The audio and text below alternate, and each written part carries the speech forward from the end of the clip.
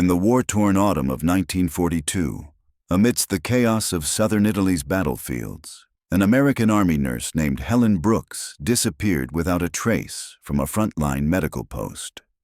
The military's official statement claimed she had been apprehended and executed for treason, accused of aiding enemy forces in violation of her oath.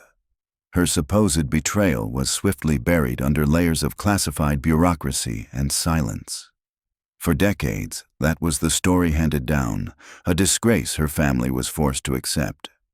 Then, nearly 40 years later, Captain Sarah Brooks, Helen's granddaughter and a seasoned officer in the Army Medical Corps, stumbled upon something that defied the narrative carved in stone. Hidden deep within the secure archives at Fort Bragg, in a set of misfiled documents marked for historical review, she uncovered a photograph no one had ever mentioned. No one could explain. It showed Helen, alive and well weeks after her alleged execution, standing beside soldiers of the Axis powers in a village that no longer existed on modern maps. The implications of that image hit Sarah harder than any battlefield wound. She had reviewed enough top-secret files in her 8-year military career to know what did and didn't belong in a folder stamped "Cleared." And this picture of her grandmother, smiling faintly beside enemy troops in a bomb-scarred setting, was entirely out of place. The black-and-white image stared back at her from a weathered manila folder like a ghost caught in limbo. The label on the folder simply read, "Italy, 1942. Historical Review." But the contents told another story. In the photo, Helen stood before what appeared to be a half-demolished church, flanked by 3 German soldiers.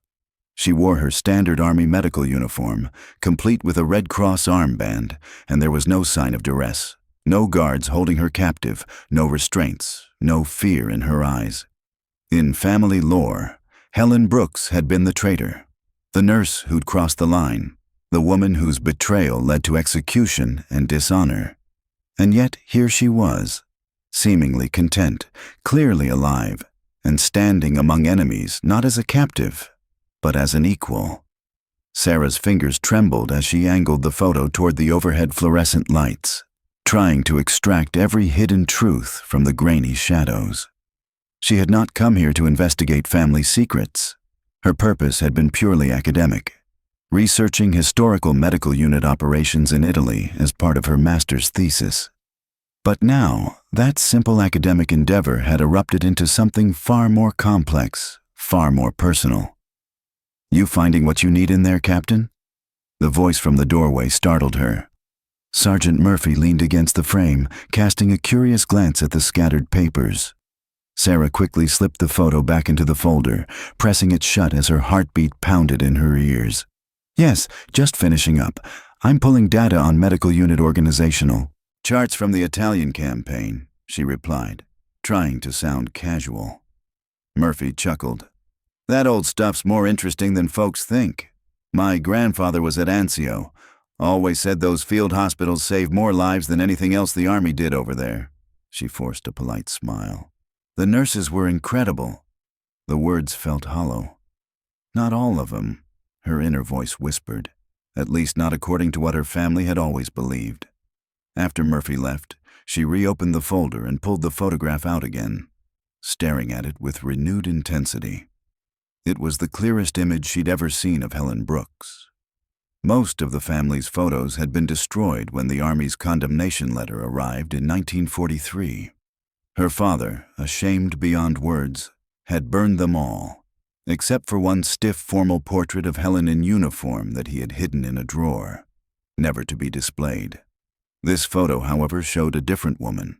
Helen appeared relaxed, maybe even content. Her posture was confident, her expression calm. She didn't look like a traitor or a prisoner. She looked like someone who belonged there, standing shoulder to shoulder with the very men she'd supposedly betrayed her country for. Sarah turned the photo over. On the back, a faint pencil inscription read, "Monte Cassino region.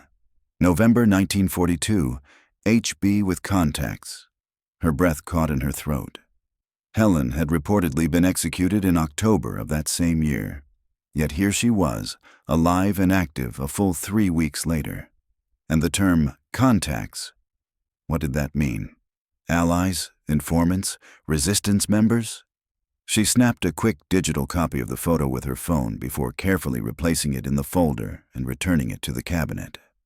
On her walk back to the barracks, the world around her felt suddenly unfamiliar. Everything she had believed, everything the Army had told her family, was suspect. That night, in the quiet of her small apartment just off base, Sarah laid out what little she had of her family's history: her grandfather's 1961 death certificate, her father's discharge papers from Korea, and buried at the bottom of an old shoebox, a fragile letter the Army had sent her great-grandmother in early 1943. It was brief and brutal. "We regret to inform you that Lieutenant Helen Brooks was killed while collaborating with enemy forces in the Italian theater. Due to the nature of her actions, she will not be eligible for military honors or interment in a national cemetery." Sarah had read that letter once as a teenager. The shame had driven her to shove it deep into the past and never speak of it again.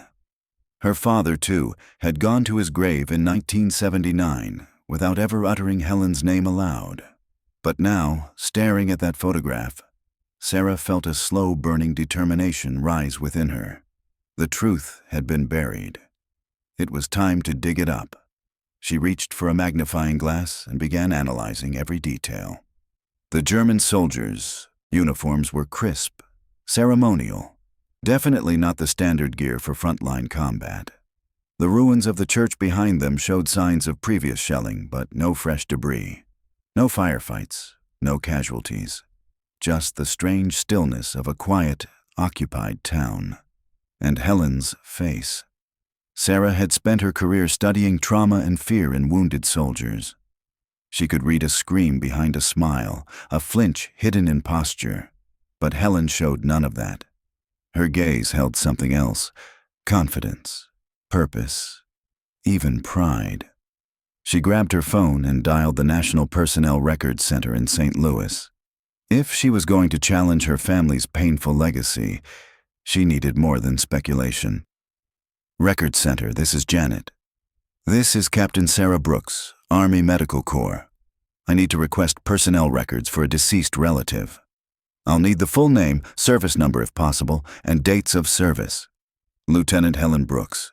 Served from 1941 to 1943. She died in Italy. I don't have her service number, but she was part of the 95th Evacuation Hospital. One moment while I check the database. Please hold." Sarah stared out the window at the distant lights of Fort Bragg, her fingers drumming a restless beat on the tabletop. The Army moved forward with discipline and order. Soldiers trained, officers planned. But behind the order, what else had been forgotten or erased? "Ma'am," Janet returned, "I found a file for Helen Brooks, but there's a problem." Sarah's stomach clenched. "What kind of problem?" "The file is sealed, classified by military intelligence in 1943. I can't release any details without clearance from the Department of Defense." "Classified?" Sarah's voice rose. She was a nurse. "Why would a nurse's personnel file be classified?" "I'm sorry, ma'am. I'm not authorized to discuss the reasons. You'll need to submit a formal FOIA request, but even then, wartime intelligence files are rarely made public." Sarah slowly lowered the receiver, the dull tone still echoing in her ears.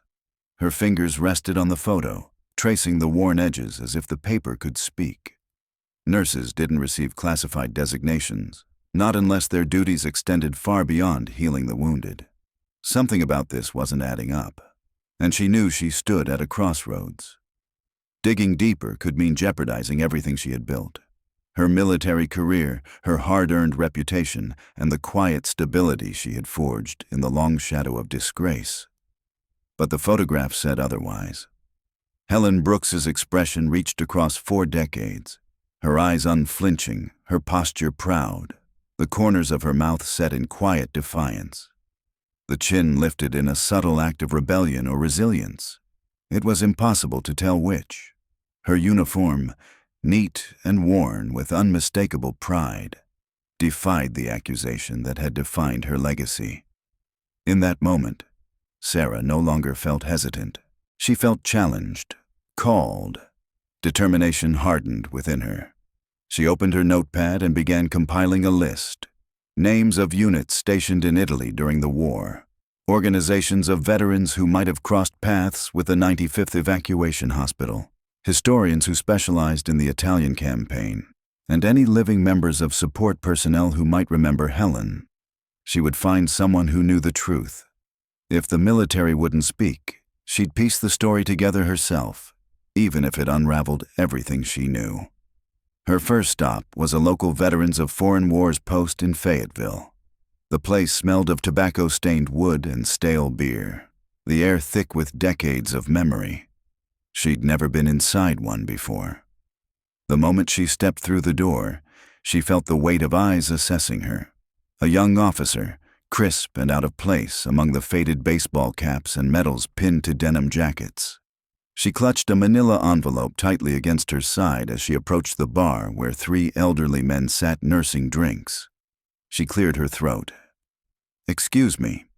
I'm trying to find veterans who served in Italy around 1942. The bartender, a thick-set man with salt and pepper hair and a sharp gaze, looked her over. You military?" "Captain Sarah Brooks, Fort Bragg Medical Corps." He tilted his head. "What do you need with Italy?" She hesitated. This wasn't an easy truth to share. Reaching into the envelope, she pulled out a clear copy of the photograph and laid it on the bar. "I'm looking for information about my grandmother. She was a nurse with the 95th Evacuation Hospital." A man seated at the far end of the bar turned slowly. His age was evident in the deep creases of his face, but his pale blue eyes were alert. Calculating. 95th Evac, he muttered. "I was 36th Infantry. We worked near them. Those field hospitals patched up more boys than I can count." Sarah's heart leapt. "Do you remember any of the nurses?" He stared at the photo with narrowing eyes. "Some of them. Brave girls, all of them. Saved my skin more than once." She pointed to Helen. "That's her. Helen Brooks." The man's demeanor shifted in an instant. His shoulders tensed, his gaze hardened. The easy warmth drained from his expression, replaced with cold steel. "Brooks," he repeated, like a curse. "I knew of her." He stood abruptly, tossing a few crumpled bills on the bar. Sarah followed him, urgency rising in her voice. "Please wait. I just want to know what happened." He turned sharply, his voice low and sharp. "What happened? She got men killed. Good men. She passed intel to the Germans. That photo you've got doesn't mean squat. But it shows her alive." "I don't care what it shows," he snapped. "Your grandmother was a traitor. Bringing her name in here is a slap in the face to every man who died fighting those bastards." He stormed through the door. The sudden silence he left behind filling the room like fog. The other patrons stared, some curious, others openly disapproving. The bartender leaned in with a sigh. "You might want to leave, miss." Outside, Sarah sat in her car, hands trembling on the steering wheel. 10 long minutes passed before she started the engine. The man's fury hadn't come from rumor. It was personal. He had seen or heard something firsthand, and whatever it was, it had scarred him for life. Driving back toward Fort Bragg, her thoughts churned. If Helen had betrayed Allied troops, why was she in that photo, calm and free among enemy soldiers instead of being interrogated or confined? And why, after all these years, was her record still locked away under layers of military intelligence? There had to be more. Back in her apartment, she cleared the kitchen table and unrolled a detailed map of Italy. Her research had already identified the major Allied positions during the late months of 1942. The 95th had been operating near Salerno during the early stages of the campaign. But the photo's inscription mentioned Monte Cassino, 90 miles away and deep inland. And it was dated November, a full month after Helen's reported execution. She needed help. She picked up her phone and called the only person she trusted to guide her through military red tape. Dr. Elizabeth Chen, her former mentor and current department head at Walter Reed. "Sarah, to what do I owe the pleasure?" "I need a favor, a big one. she said, the strain in her voice evident. "I'm trying to access classified World War II personnel files." Chen was quiet for a beat. "That's a little outside my specialty. What's going on?" Sarah hesitated, then offered a vague version of the truth. "I found a photograph that contradicts an official record. It could affect a historical case." Chen listened carefully. "You said it's classified under military intelligence?" "That's what the Record Center told me." Chen exhaled. "Files don't stay classified for 40 years unless they involve something serious. We're talking espionage, covert ops, friendly fire incidents swept under the rug. Sometimes things we're still not ready to admit happened." "Like what?" "Spy networks, informants placed behind enemy lines, missions that were never officially acknowledged. Things that could still compromise operatives or damage reputations." Sarah's voice dropped to a whisper. "What if she wasn't a traitor? What if she were working for us?" Chen didn't answer right away. "Then someone covered it up, to protect her mission or the people it involved. But be careful, Sarah. Secrets like these are protected for a reason. If you start uncovering them, you might not like what you find, and neither will the people who kept them hidden." After they hung up, Sarah made herself a strong coffee, sat at her dining table, and pulled out a yellow legal pad. She wrote Helen Brooks at the top and began listing everything she now knew. Disappeared in October 1942. Declared executed for treason. Photos surfaced showing her alive a month later with enemy soldiers. Military files sealed under intelligence classification. Living veterans still reacted with raw anger. She wrote her questions beneath the facts. Was the execution story a cover-up? Was Helen embedded with the enemy as a covert operative? Why the secrecy, and why the anger that still lingered 4 decades later? Staring down at the list, Sarah felt something click. She'd been approaching this like a family mystery. But it wasn't just a story of her grandmother. It was a story about operations, deception, and a war that never ended for those who lived through it. Sarah set the phone down gently, but her mind spun with brutal speed. She no longer needed to prove Helen's innocence. That framework assumed the Army had been telling the truth in the first place. But now, every instinct, every fact she'd gathered, pointed to something far deeper. The official story was flawed, possibly an intentional fabrication. If Helen Brooks had been part of a covert operation, her alleged collaboration might have been a smokescreen, a cover crafted to protect something or someone far more important. What if the Army had lied not to shame her but to erase her, to protect a larger mission and shield other operatives from discovery? The simplest way to keep a secret was to bury it with a lie.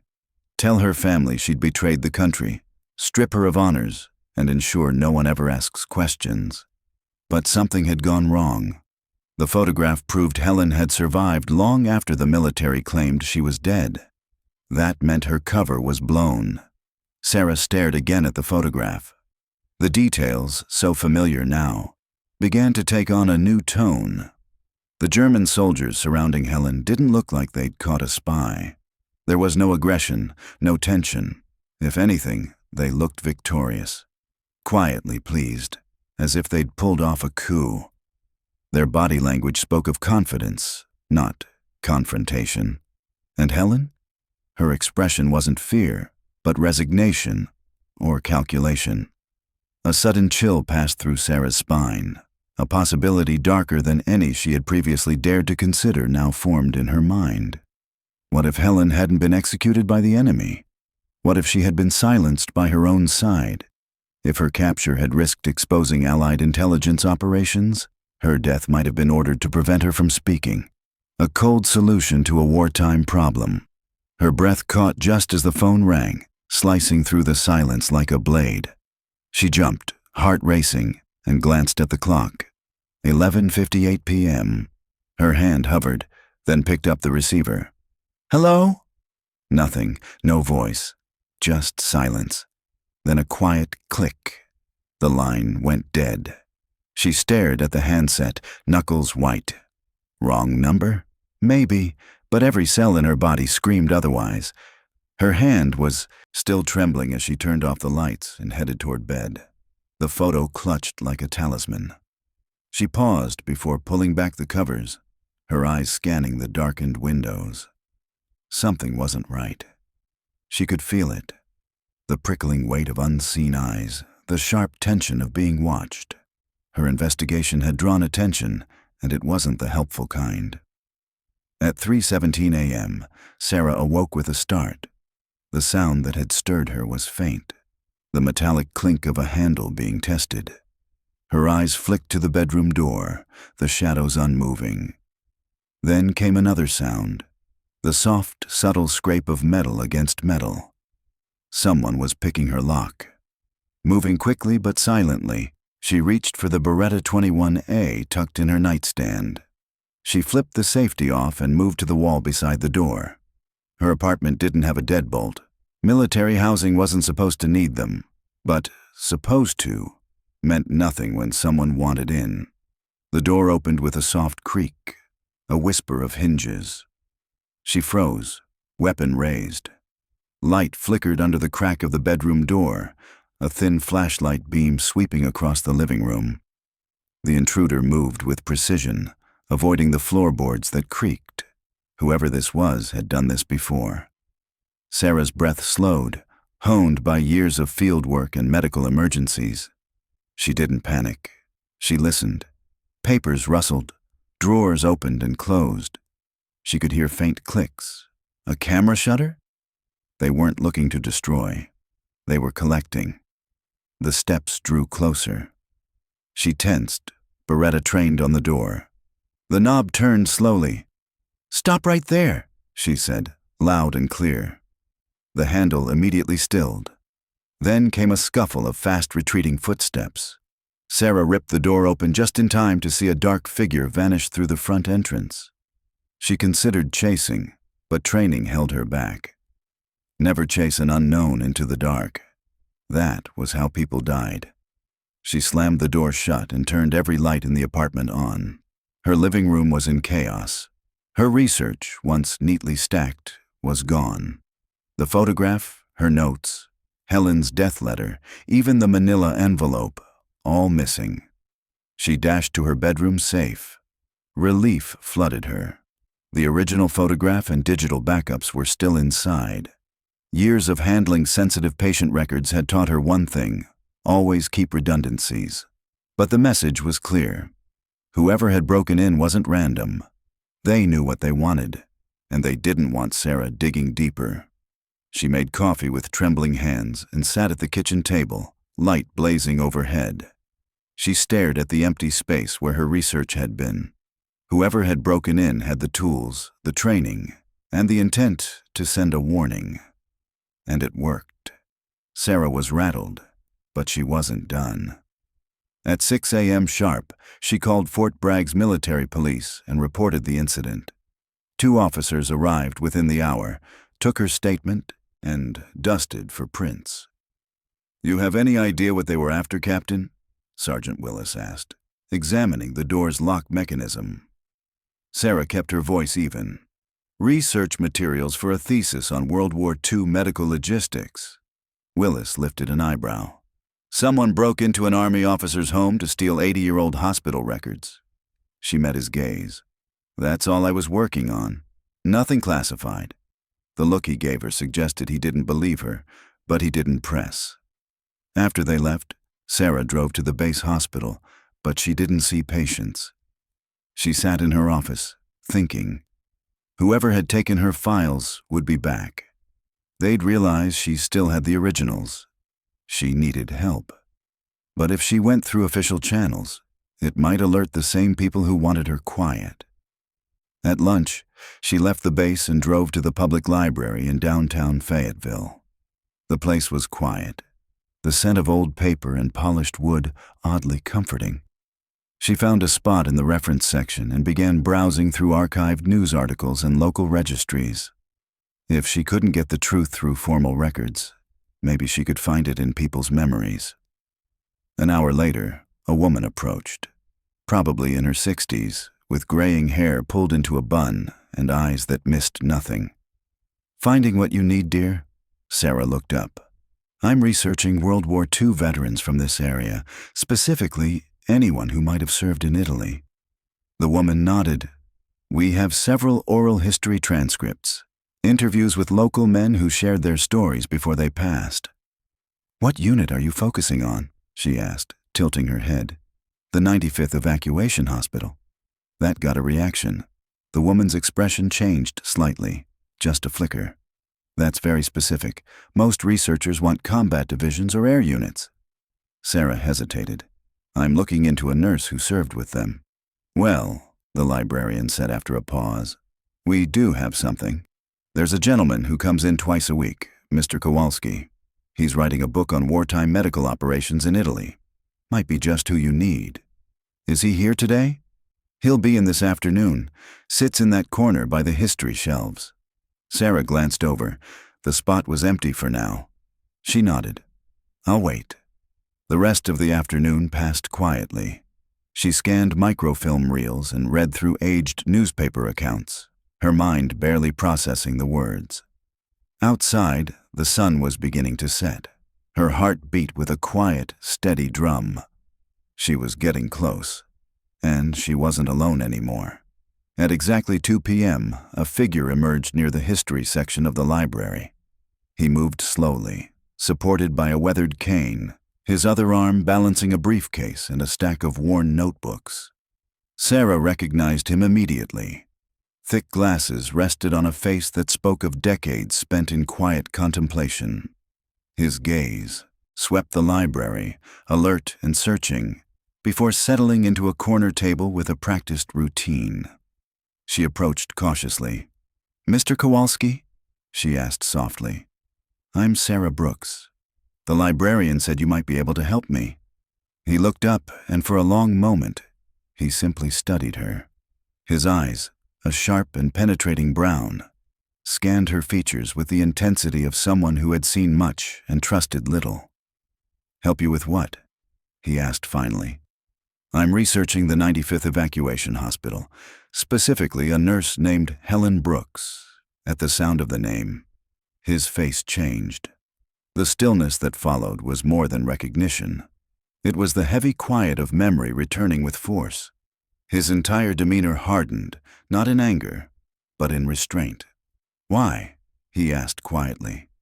She was my grandmother, Sarah said. I'm trying to find out what really happened to her. Kowalski's eyes narrowed, then flicked to the corners of the library. His voice dropped. Not here. Too many years. Meet me at the Denny's on Bragg Boulevard at 7 o'clock. Come alone. Mr. Kowalski, I just need 7, he repeated, packing up his notes and walking away without another word. Sarah stood there, the space he left behind filling with questions. His abruptness hadn't come from disinterest. If anything, it suggested danger, like he knew something too important to say aloud. She spent the rest of the afternoon in restless anticipation, her thoughts spinning. If he had nothing to offer, why be so cautious?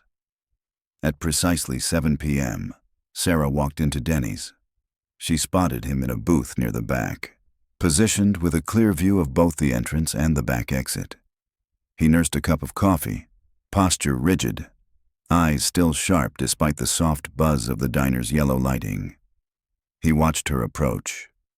You have identification? He asked, voice low. Sarah slid her military ID across the table. He picked it up and examined it carefully. Captain Sarah Brooks, Army Medical Corps, he murmured. You really are Helen's granddaughter? Yes, sir, she answered, nerves bristling. He sat back, nodding slightly. Your grandmother saved my life twice. Once from a German artillery blast, and once from something far worse, my own command. Sarah leaned in.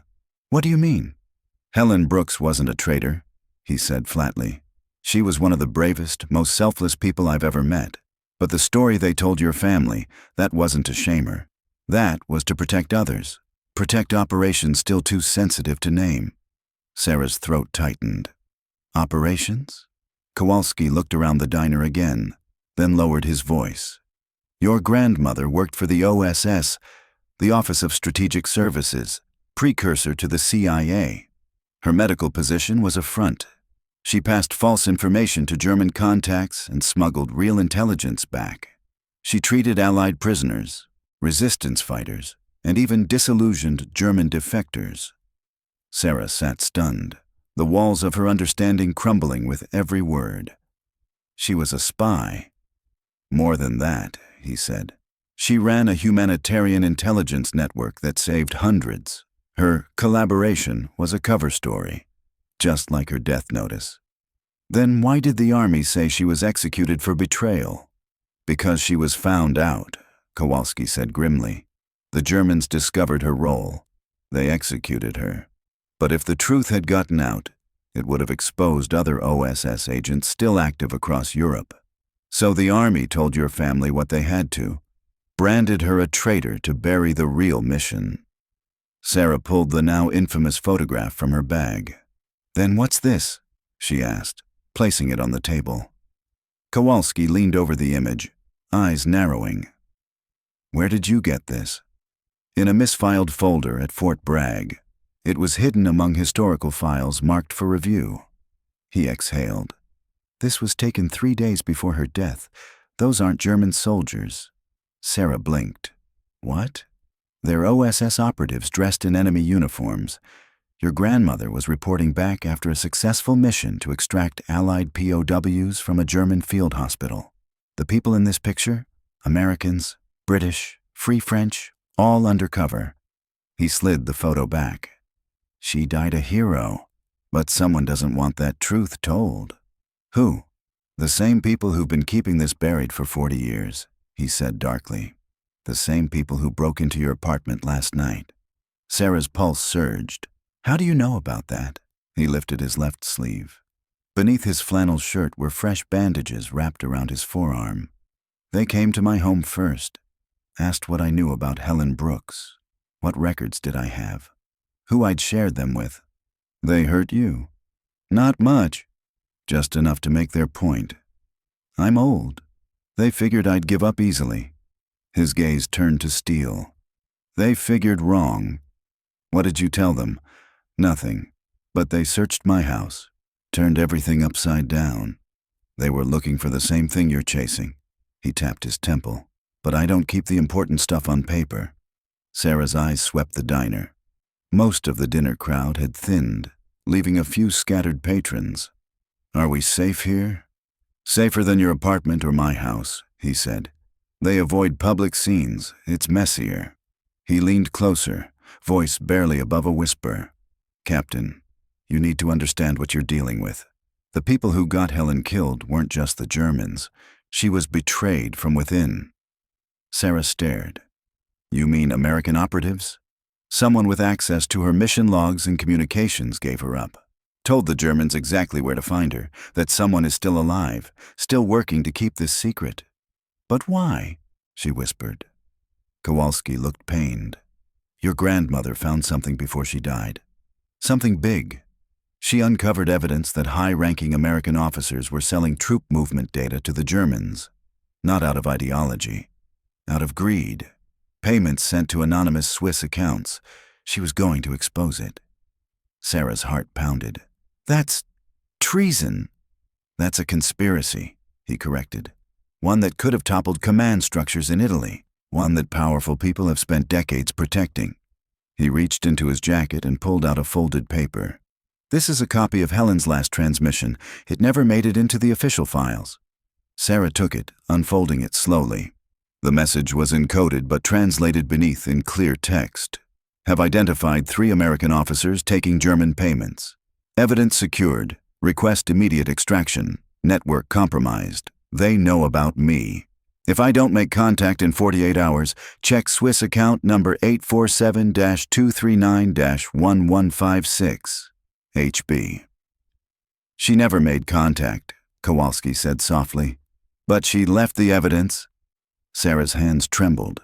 The story she'd grown up with, of betrayal, shame, and death, had been a lie.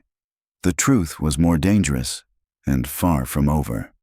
48 hours after Helen's final transmission, her body was found in the woods just beyond the Monte Cassino perimeter. 2 shots to the back of the head. No sign of a struggle, no attempt at concealment. She had been dressed in a German uniform, an intentional detail designed to reinforce the collaboration narrative. A tidy execution framed as betrayal gone wrong. Sarah read her grandmother's last words again, her mind burning with questions and rage. The Swiss account she had referenced in the transmission. Still active. The account had seen deposits as recently as 6 months ago. Money had continued to flow from 3 sources. 2 of the account holders were now deceased, but the third, he was very much alive. She looked up from the paper. "How do you know all this?" she asked Kowalski, still trying to process the magnitude of what he'd given her. His voice was steady, unshaken. "Because I've spent 30 years investigating what happened to the best woman I ever knew. Your grandmother saved my life, Captain, not once, but twice. I owed her the truth." Sarah stared at the decrypted transmission. The content was damning, explosive. Helen had named 3 U.S. officers accepting bribes from the enemy. Who were they? "Colonel James Morrison," Kowalski replied. "Killed in action 2 weeks after Helen died. A bullet to the back during a chaotic retreat. Nothing suspicious, unless you were looking for a cleanup operation." He took a sip of his now cold coffee. "Major Frank Weber. Died in a car crash in 1947. Drunk driver, they said, but the investigating officer went missing 3 weeks later."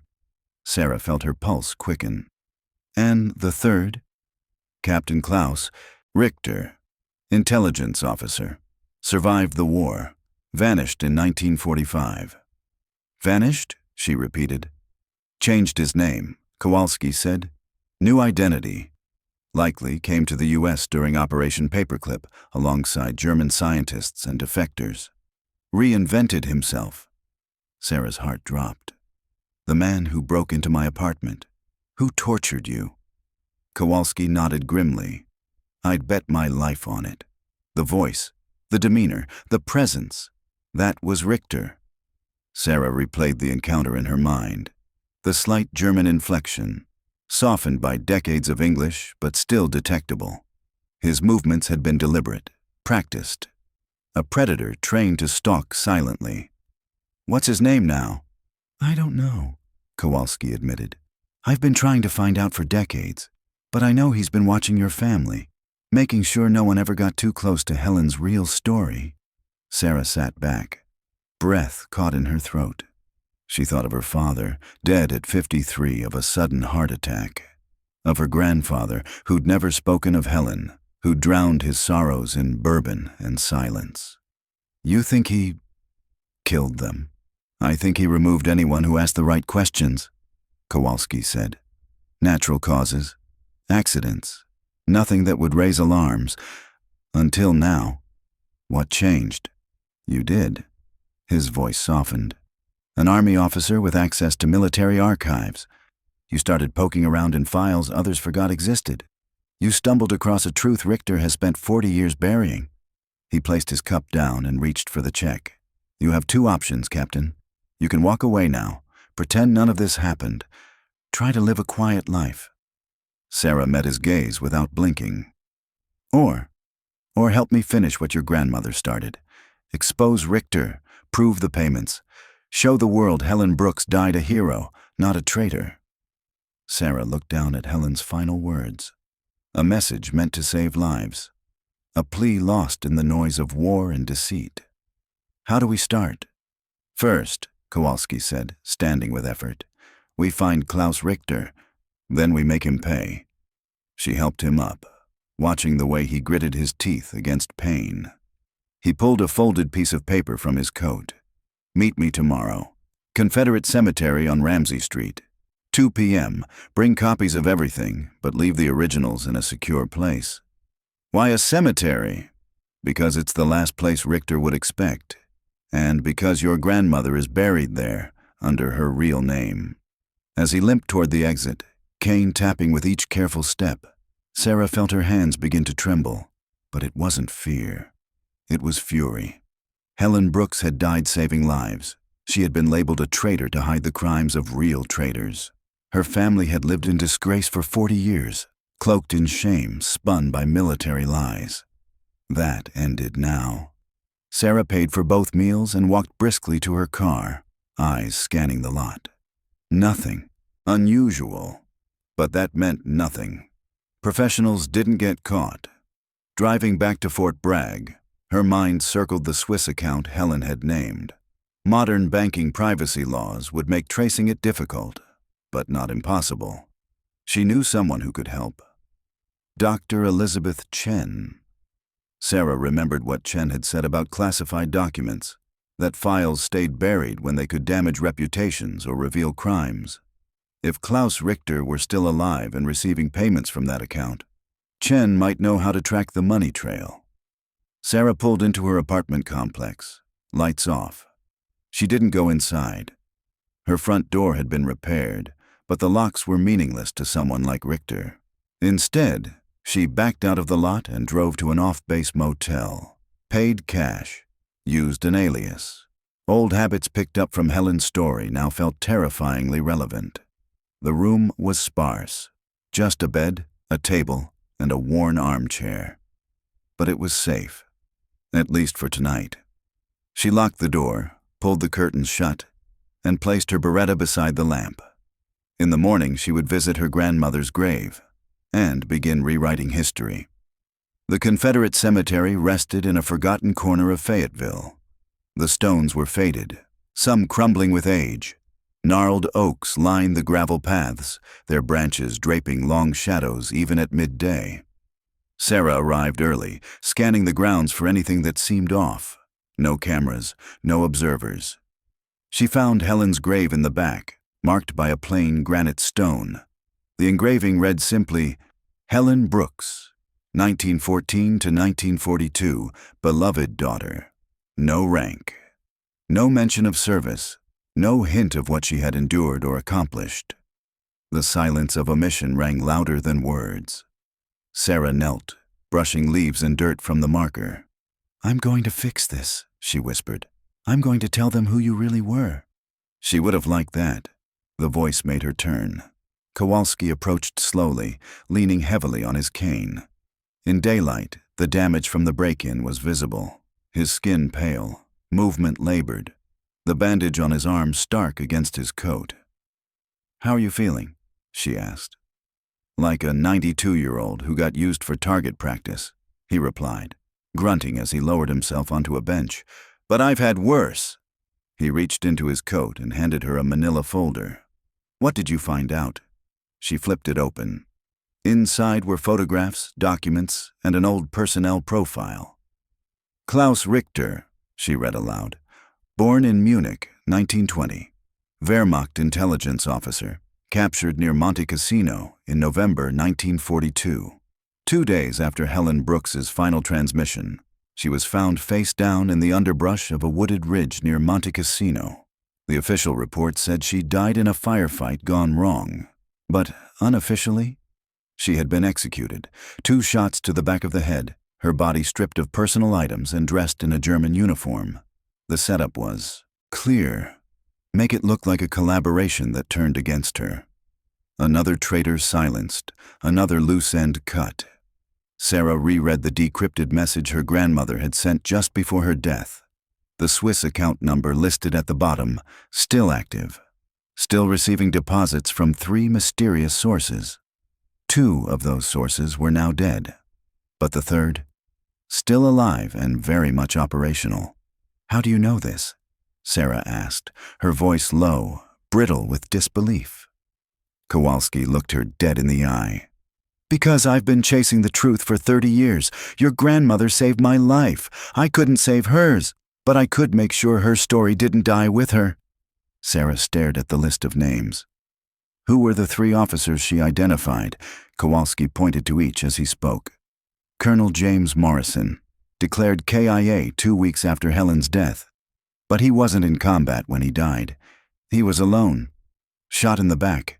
They called it a stray bullet. He turned the page. Major Frank Weber, died in 1947 in a car accident. The driver who hit him was never found. The officer in charge of the investigation disappeared weeks later. And the third? Captain Klaus Richter. Disappeared from military records in 1945. Nobody. No grave. Just gone. Sarah felt the blood drain from her face. You think he's the one who broke into my apartment? The one who tortured you? I don't think it, Kowalski said. I know it. The voice, the posture, the silence. I knew it was him. Sarah tried to process it. What's his name now? That's where it gets interesting, Kowalski said, passing her another file. Klaus Richter became Carl Brennan, naturalized U.S. citizen. Arrived in 1947 with others under Operation Paperclip. Claimed he was a civilian linguist. Said he lost all his records in a bombing. Carl Brennan, Sarah whispered, the name landing like a punch to the chest. You know him? He owns half the county, she said, voice rising.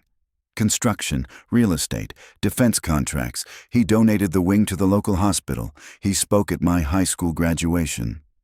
Kowalski nodded grimly. Hiding in plain sight, built a fake past, slowly, carefully, made himself indispensable, always just patriotic enough, always watching. Sarah scanned the documents. Carl Brennan had chaired the Veterans Affairs Board, sat on the city council, spoke at every Memorial Day ceremony with practiced reverence. If this were true, the man who murdered her grandmother had been a respected civic leader for over 30 years. How did no one see it? People saw what they wanted to, Kowalski said. Post-war America needed heroes, not reminders. Accents fade, documents get lost, and a good lie told often enough becomes a fact. Sarah felt sick. She remembered Brennan's hand on her shoulder at school assemblies, his warm smile, the little nod he gave her father during parades. Watching, always watching. So, how do we prove it? We need the Swiss banking records, Kowalski said. Something that links Klaus Richter to Carl Brennan and shows he's still receiving funds connected to Helen's last transmission. He handed her another folder. Inside were names and numbers, contacts scribbled in a careful hand. These people can help, he said. Use the code phrase, Helen's legacy. They'll know what it means. Sarah flipped through the list. Who are they? Former OSS, he said. Retired analysts. A few banking investigators. People who always suspected Helen was telling the truth. She nodded slowly, letting the weight settle in. What about you? I'm done, Kowalski said softly. Last night was my last field operation. I'm too old, too slow. But you've got youth, rank, and access I never had. You can finish what Helen started. What if Richter figures out what I'm doing? Kowalski didn't blink. Then be ready to fight. Klaus Richter didn't survive this long by being careless, and he doesn't forgive. He paused, then said, There's one more thing. The mission that got your grandmother killed? It wasn't just about the Swiss accounts. Sarah looked up. What else? She discovered Klaus was preparing to sell the locations of all OSS networks in Southern Europe to the Nazis. Hundreds of agents. Every resistance cell Sarah felt the air leave her lungs. She died trying to stop him. She died trying to save them, Kowalski said. She confronted him, threatened to expose him. He killed her. Then, months later, he sold the information anyway. Her voice shook. How many died? Best estimates say over 200 Allied operatives and resistance fighters. We'll never know for sure. Sarah turned back to the grave. She wasn't just murdered. She was sacrificed. Her death paved the way for mass betrayal. She died a hero, Captain. But history called her a traitor. That's the injustice you're here to correct. I'm going to destroy him, she whispered. Just be careful. He's built walls around himself. He's had 40 years to prepare. Sarah clenched her fists. So have I. Kowalski handed her one final file. These are everything I have. I trust you'll protect them better than I did. She watched as he limped away, leaving her alone with her grandmother's grave and a burning sense of purpose. She pulled out her phone and dialed the first number on the list. Banking Security Division, a woman answered. This is Janet. Sarah took a breath. I'm calling about Helen's legacy. There was a pause. Then a different voice came on. Male, older, careful. Who is this? Captain Sarah Brooks, U.S. Army Medical Corps. Helen Brooks was my grandmother. Silence. Then softly, Jesus. We've waited decades for this call. How much do? You know? Enough to want justice. Meet me tomorrow, 3 o'clock, Smithsonian Air and Space Museum, World War II exhibit, How Will I Know You? I'll be wearing a red baseball cap. Bring photo ID and everything you have. Your name? Call me Frank. And, Captain, trust no one else. Klaus has eyes everywhere. The line clicked. Sarah stared at her phone, understanding she had crossed a point of no return. In 24 hours, she would either have the proof to take down Carl Brennan, or end up as just another accident, another unsolved death in a long line of buried truths. She knelt beside the grave. I'm coming for him, grandmother. I'm going to finish what you started. She walked back to her car, unaware of the figure watching from behind a nearby mausoleum. Carl Brennan lowered his binoculars and reached for his phone. She's meeting with the banking contact tomorrow, he said coldly. A voice answered on the other end. No, Carl replied. Don't kill her yet. Let her gather everything. Once she has the proof, we take it and bury her with it. He slipped his phone away and climbed into his Cadillac. After 40 years of lies and careful manipulation, Klaus Richter was ready to end the story his enemies had tried to write. And this time, he would make sure there were no survivors. Captain Brooks, a voice called softly. Sarah turned to see a thin man approaching, his gaze alert and cautious. He blended well with the museum crowd. Just another older tourist in a windbreaker and baseball cap. But there was purpose in his stride, tension in his shoulders. His eyes swept the room behind her before he stepped close. You have ID? He asked. Sarah nodded and pulled out her military identification. He inspected it carefully, then gave a single sharp nod. Follow me. He led her deeper into the Smithsonian Air and Space Museum, past towering displays of World War II aircraft, B-17 bombers suspended from the ceiling, P-51 Mustangs gleaming under the lights. The space hummed with the sound of school children, docents, and curious visitors. But to Sarah, it all faded into the background. I've been waiting 43 years for someone from Helen's family to ask the right questions, he said in a hushed voice. Name's Frank Morrison, OSS Communications Officer for Southern Europe. Sarah's breath caught. Morrison? Are you related to Colonel James Morrison? Frank's jaw tightened, a flicker of pain crossing his face. He was my uncle. Jimmy figured out what Klaus Richter was doing. Tried to stop him. Found dead in his tent the next morning. The official report said Germans infiltrated our lines, but 1 bullet to the head. No signs of struggle. Neat and clean. They stopped beside a display about code breakers. Frank pretended to read the placard, speaking just above a whisper. After that, I made it my mission to track Klaus's movements. I followed the money, Swiss account 847-239-1156, regular deposits from 3 sources, starting in 1943.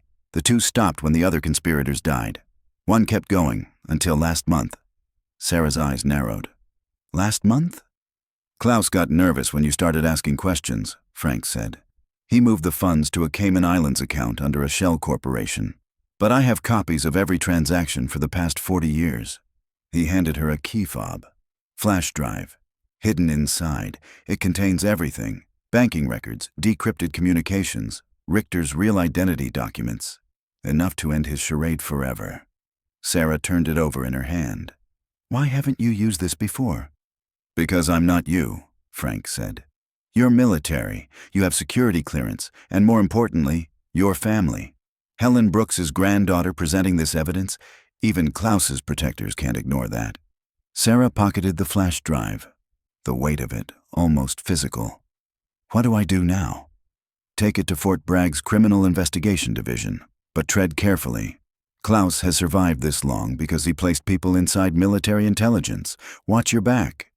Who can I trust? You don't know, Frank said. eyes scanning the museum. That's what makes him dangerous. He leaned closer. There's more.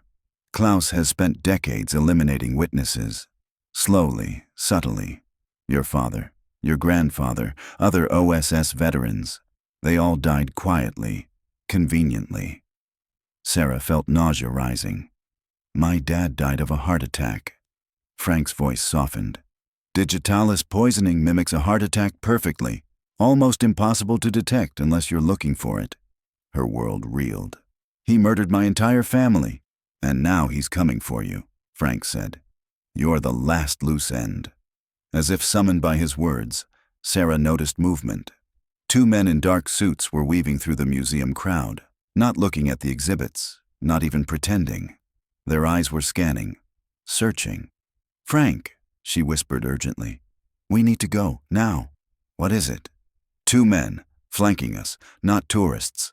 Frank gave a single glance and nodded. Back exit, stay calm, don't run.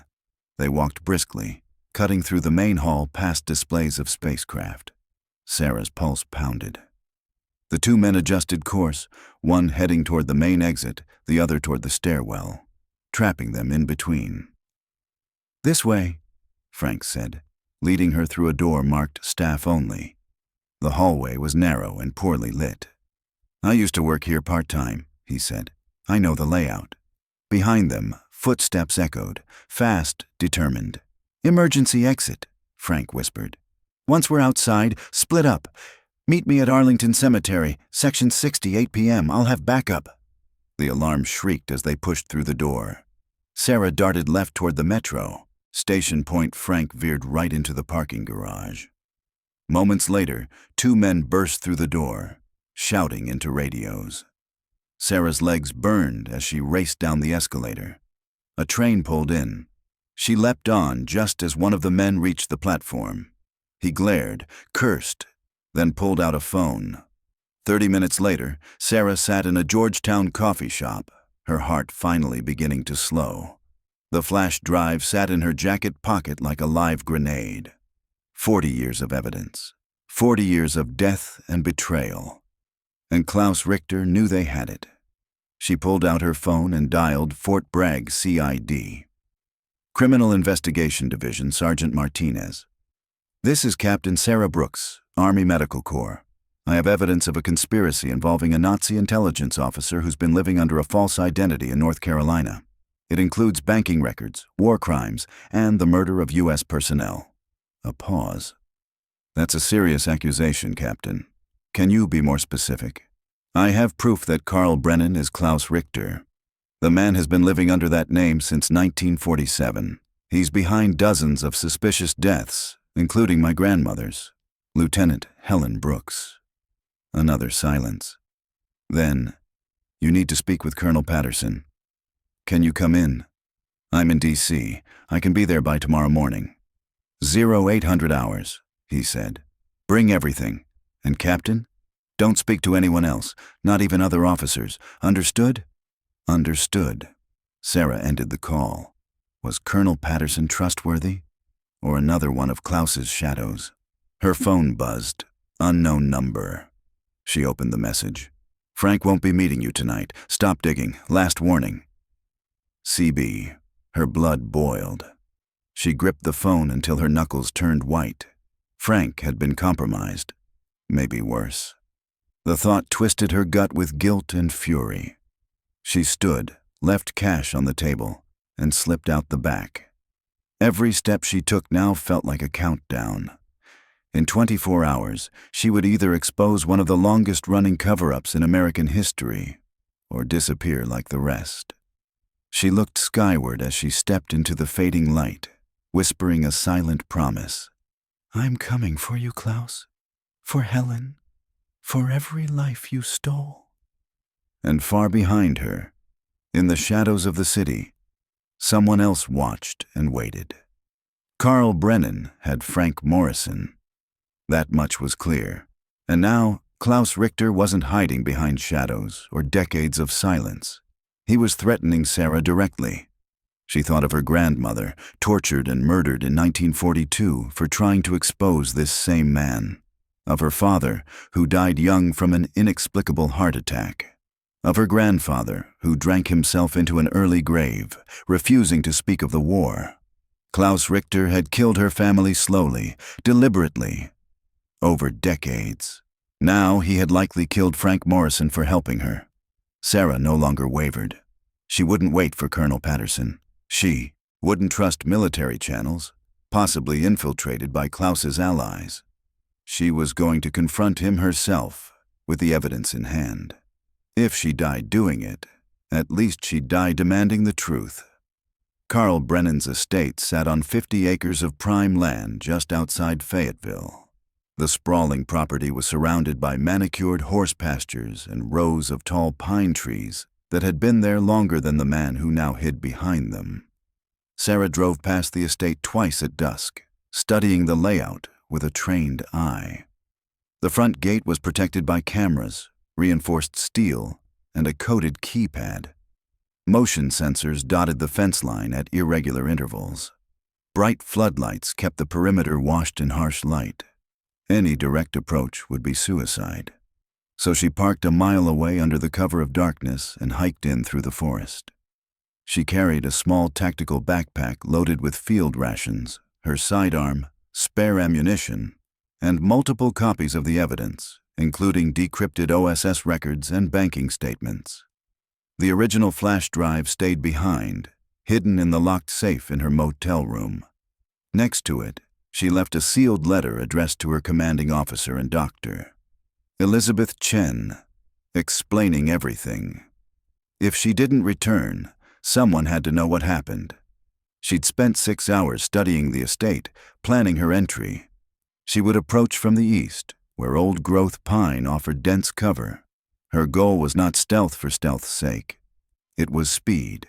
Confront Klaus, get the truth about Frank Morrison, record the conversation, and if possible, escape. If not, at least she'd die making Klaus answer for his crimes. At 9 p.m., she crossed the back fence, a decorative wooden rail more for show than security. Through night vision goggles borrowed from the base's equipment inventory, the house stood like a pale sentinel among the trees, glowing with warm yellow light from the first-floor windows. Dinner was over. Klaus would still be awake, possibly reviewing his latest financial reports or arranging more damage control. She found the first motion detector embedded in a fake garden lamp. Wire cutters disabled it in seconds. A second unit was hidden beneath a bird bath. It, too, went dark without triggering an alert. Klaus's security was thorough but outdated. Enough to stop amateurs, but not someone with Sarah's training. The house was an oversized colonial with wraparound porches and massive windows. Through the kitchen window, she spotted Klaus. Carl Brennan sitting at a long mahogany table, sipping whiskey and reading documents beneath a Tiffany lamp. He looked older than she remembered from community events. His silver hair thinning, skin more creased, but his posture remained upright, sharp, unmistakably military. On the table beside him lay Frank Morrison's red baseball cap. Her stomach twisted. Frank was here, likely upstairs. Maybe in the basement. Still alive, if Klaus needed answers. She had to act fast. The front entrance was too exposed, but a side door near the kitchen looked more promising, partially hidden behind hedges, with a single deadbolt and no visible alarm panel. She approached in silence, picked the lock in under 90 seconds, and slipped inside. The door opened into a mudroom connected to the kitchen. Inside, the house smelled like coffee, old books, and something sweet, possibly apple pie. Classical music played faintly from hidden speakers, a perfectly curated domestic scene. She drew her weapon and moved through the kitchen, heart hammering, footsteps light on the polished hardwood floor. The dining room was just ahead, framed by an arched entryway. She could see Klaus's profile, calm and composed, his attention still on the papers before him. She stepped into view, her sidearm raised and pointed squarely at his chest. Carl Brennan, or should I say Klaus Richter? He looked up slowly. No fear, no surprise, just a quiet smirk curling at the edges of his mouth. "Captain Brooks," he said, voice smooth as ever. "I was wondering when you'd arrive. Where's Frank Morrison?" He gestured toward the ceiling. "Upstairs, resting. Our conversation was intense, but he's alive. For now." Sarah didn't lower her weapon. "You've murdered too many people to lie your way out again." He raised his hands in mock surrender. "Please, Captain, sit. We have much to discuss." "I'll stand. As you wish," he said, rising slowly. He walked to a nearby cabinet and pulled out a crystal decanter filled with amber liquid. "May I?" "Don't move," Sarah warned. "If I wanted you dead, Captain, you wouldn't have made it past the gate," he said calmly. "You're here because I allowed it, because I wanted to see how much you've uncovered, and because I'm curious." "Curious?" she spat. "You've spent 40 years killing people, my family, my friends. Frank, he is a stubborn old fool," Klaus interrupted, "but a necessary one. We've had unfinished business for some time. You murdered my grandmother." He nodded slowly, his expression darkening. "Helen was an extraordinary woman. Brave, intelligent, too intelligent. She discovered my agreements with certain officers on both sides of the war. She threatened to expose not just me, but an entire web of operations that extended far beyond your imagination." "What operations?" Klaus poured himself a drink despite her warnings and took a slow sip.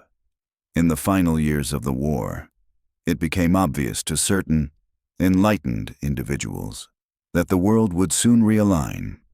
Germany would fall, but opportunities, they would remain. You sold Allied secrets," she accused. "And disinformation to the Germans," he replied. "It was business, Captain. Intelligence, like any commodity, has value. Ideology is for school children. Money, however, never loses its appeal." Sarah's stomach churned. "You betrayed everyone." "I survived everyone," he said coldly. "Your grandmother, Colonel Morrison, even Weber. All of them failed to see the bigger picture. The war was a tide. You could drown in it or ride it." "And Frank? He's a relic," Klaus sneered. "He couldn't let go of the past. You're going to answer for what you've done." Klaus finished his drink and set the glass down carefully. "Then by all means, Captain, ask your questions. But understand this. Justice isn't real. Power is. And for 40 years, I've had all of it." "What came next?" Klaus said, leaning back with a sigh. "Was 4 decades of silence, carefully curated success, and a legacy I built brick by brick." He swirled the amber whiskey in his glass and took a sip, eyes never leaving Sarah. 40 years of murder, yes, but also 40 years of prosperity. I built a legitimate business empire. I employed thousands. I revitalized this community. Donated to schools, hospitals, and veterans' causes. I earned my place in this country. His tone hardened, cold with justification.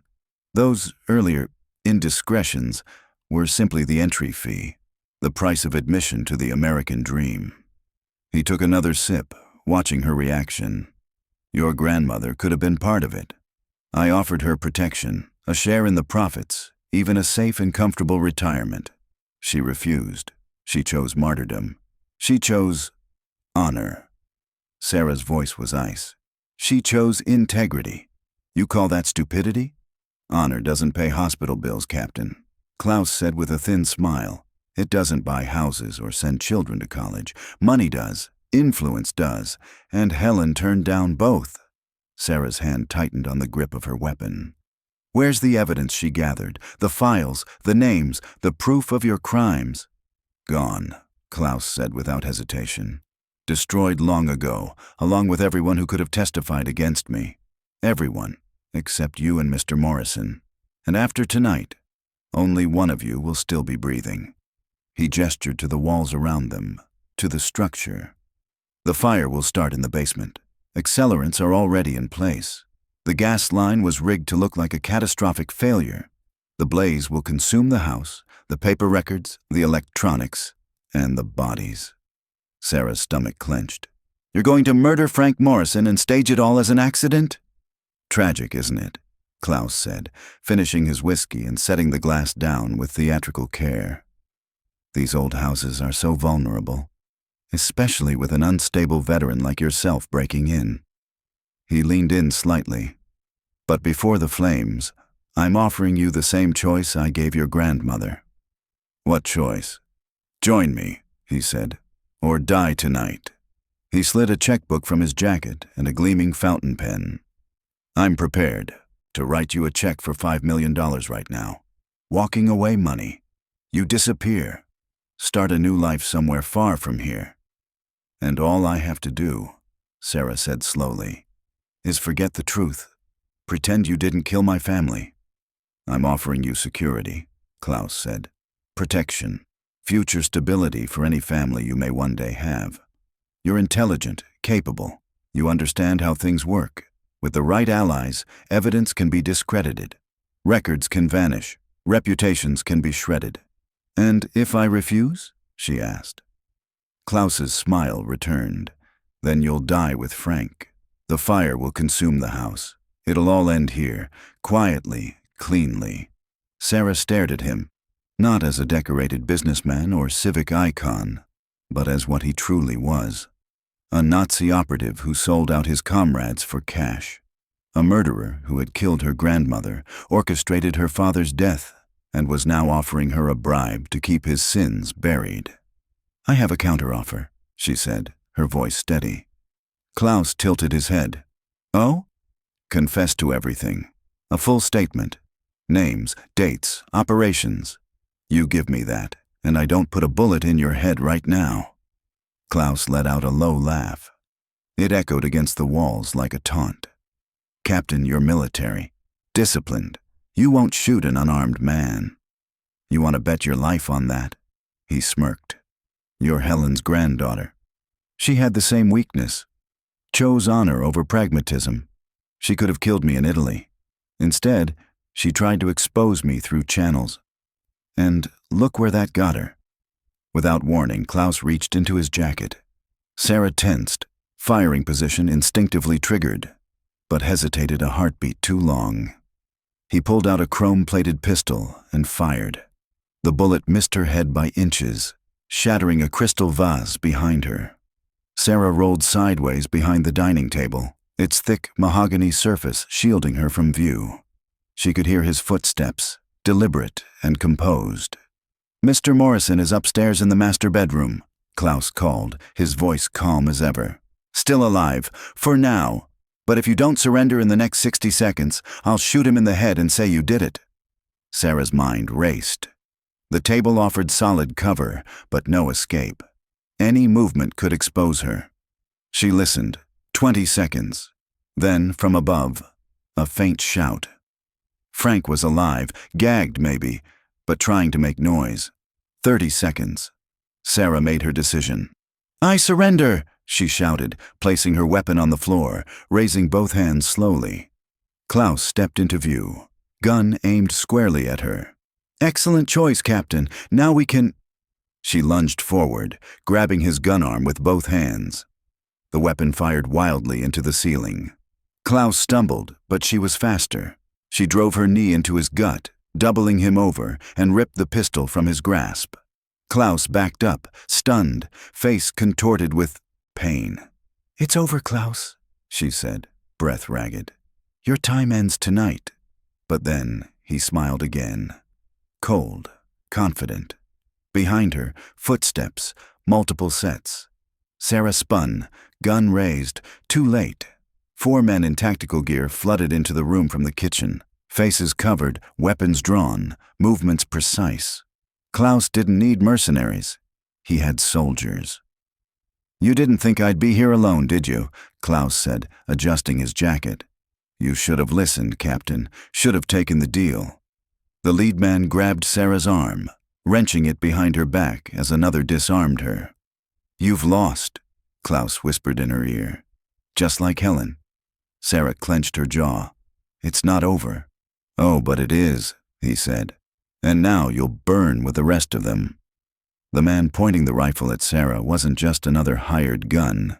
He was younger than the rest, maybe mid-30s, but everything about him, His stance, his eyes, the sharp discipline in his tone, screamed Special Forces. "Lower your weapon, Captain," he ordered. "Place it on the floor. Step back." Sarah's heart pounded.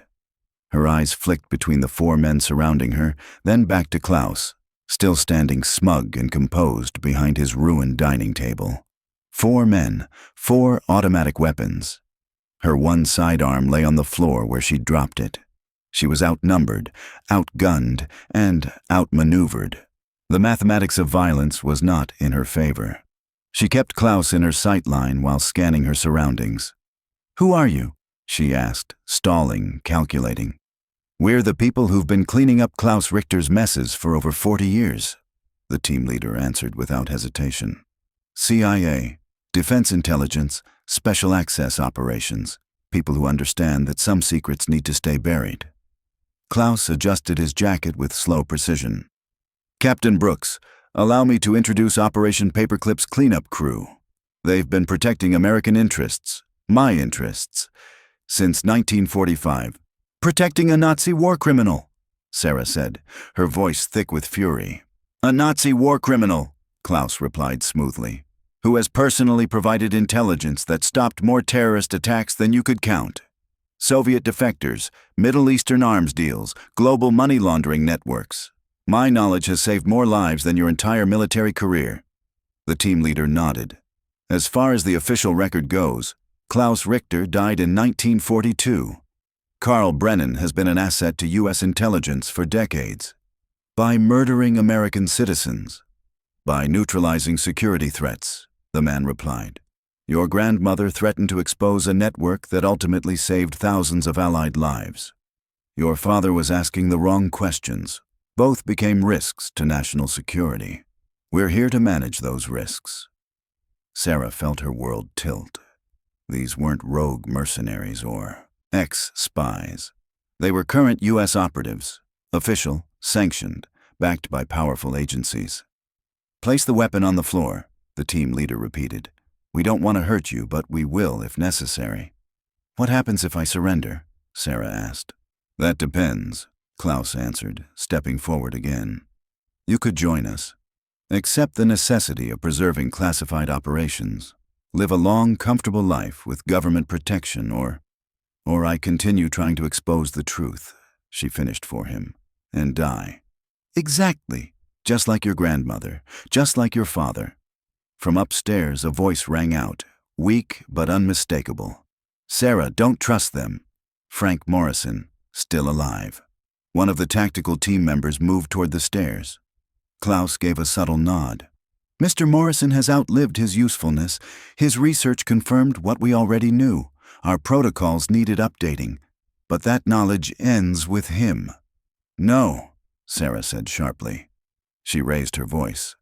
"I won't let you kill him. Captain," the team leader warned, "you're outnumbered. This ends one way."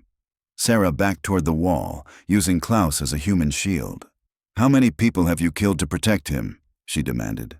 Klaus answered with disturbing calm. 17. Over 4 decades. All potential breaches, all eliminated. Your family was simply part of a pattern. You're monsters." "We're professionals," the team leader said. "There's a difference." Then came the sound, distant but unmistakable. Sirens. Multiple vehicles are approaching fast. Klaus frowned. "That's not part of the plan," he said. One of the operators checked his radio. "Sir, we have multiple units approaching. Lights and sirens. They're nearly at the gates." The team leader turned to Sarah. "Who did you call?" "No one," she said, but her chest surged with hope. Someone was coming, and they weren't part of this operation. The lead man pressed his earpiece. "Control, this is Blue Team. We have law enforcement converging on the location, requesting guidance." He listened for a beat. Then his face paled. "Sir, they're FBI units." Klaus's face went hard. Someone blew the operation. Flashlights began cutting across the lawn. Through the windows, red and blue strobes painted the pine trees in chaotic swirls. "FBI!" a voice bellowed through a loudspeaker outside. "Evacuate the building now." Panic rippled through the room. The team leader turned to Klaus. "We need to move. Evac now." "No," Klaus said coldly. "We finish this. Eliminate witnesses, burn the evidence, blame it on a terrorist cell. We've done it before." "Sir, these are federal agents." Klaus's voice turned venomous. "I don't care. You will follow orders. I have dirt on people in Washington. Files, recordings, deals. If I go down, half the government burns with me." The operatives exchanged glances. Doubt, calculation, shifting priorities. "Last chance," Klaus said, drawing another weapon. "Join me, Captain Brooks, or die here." Sarah's reply was cold steel. "I'd rather die than protect you." "Then that can be arranged." He raised the pistol, but Sarah was already moving. She dove behind a china cabinet just as gunfire erupted. Glass shattered. Wood splintered. Then came a sound she didn't expect, more gunfire, but not directed at her. The tactical team was firing at Klaus. He staggered backward, bullets ripping through his chest. "Sorry, sir," the team leader said as Klaus collapsed, blood blooming across his starched shirt. "Orders changed. You've become a liability." Klaus choked, stunned. "You can't. I have files." "Files we already retrieved," the operator said. "We've been planning your retirement for months." Klaus gurgled his last breath, eyes wide with betrayal. Sarah stood slowly, her ears ringing. The team leader faced her. "We'll debrief you," he said, "but your grandmother's legacy ends tonight." "No," Sarah said, stepping forward. "It begins." Behind her, the front door burst open. FBI agents swarmed inside. "Federal agents, hands in the air!" The cleanup crew hesitated. Weapons dropped. Orders barked. Sarah rushed upstairs. She found Frank tied to a chair, bruised but alive. "They're here," she said, breath catching. "You're safe." "No," Frank whispered. "Now it really begins." The night's silence was shattered by chaos. Klaus Richter, known to most of the world as Carl Brennan, lay dying on the hardwood floor of his grand estate, blood soaking through his once pristine tailored shirt. A final breath rattled in his throat as the truth he'd evaded for 4 decades caught up with him in a storm of betrayal. "You need to come with us now, Captain Brooks," the tactical team leader ordered, urgency flaring in his voice. His weapon was still drawn, his team tense and alert. "I'm not going anywhere with you," Sarah said, her voice flat with contempt. "You don't understand," the man replied. "The FBI outside, they're not here to rescue you. They're not who you think." Sarah kept her weapon raised, heart hammering, eyes flicking toward the advancing beams of tactical flashlights outside. "Who are they, then?" "Competition," the man said grimly. "Another agency, not ours. Not the kind that's here to debrief and protect you. They want Klaus's files. Every name, every transaction. And anyone who's seen those files, they disappear. You, Morrison, everyone." As if on cue, Klaus gasped from the floor, blood bubbling from his mouth. "The safe," he choked. "Swiss, account, codes." And then he went still, eyes glassing over. Klaus Richter, traitor, spy, war criminal, and one of the most well-protected intelligence assets in American history, was finally dead. "Captain," the team leader repeated, stepping closer. "We have to move, right now, through the back gardens. Our evac is waiting." "What about Frank Morrison?" Sarah asked. "Already secured," he said. "He's with our people." Sarah glanced down at Klaus's lifeless body, then at the men who had just executed him without hesitation. The same men who now claimed to be her saviors. "How do I know you won't kill me too?" she asked. "Because you're more valuable alive," the man said. "You're Helen Brooks's granddaughter. Army officer, a patriot. You're the perfect witness. You can confirm Klaus died resisting arrest, that he confessed to decades of crimes, and that he acted alone." Sarah's eyes narrowed. "You want me to lie?" "We want you to tell the truth in a way that serves national security. Klaus Richter was a Nazi spy who infiltrated U.S. operations. He manipulated assets, killed Americans, and betrayed Allied lives. But the intelligence network that protected him? It doesn't exist. Understand? Before she could respond, the front of the house exploded inward. The door flew off its hinges, followed by the thunder of boots and shouted commands. "Federal agents, drop your weapons!"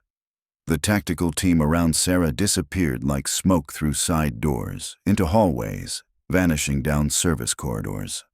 Within seconds, she was alone with Klaus's body and the wreckage of his secrets. She raised her hands as armed men in FBI gear stormed the dining room. "I'm Captain Sarah Brooks," she said clearly. "I'm the one who called this in." A lie, but a necessary one. The lead agent holstered his weapon and approached, tall and silver-haired, his demeanor calm but probing. "Agent Patterson, FBI, you're the one who made the tip?" "Yes," she lied again. "Klaus Richter was preparing to flee the country. He confessed to multiple crimes. Tried to kill me." Patterson looked at Klaus's body, then back at Sarah. 4 shots, close range, neat grouping. That's not panic shooting. I'm trained. Army Medical Corps isn't known for CQB proficiency. Sarah said nothing. Patterson didn't press. Instead, he gestured to his team, who began photographing the scene and collecting evidence.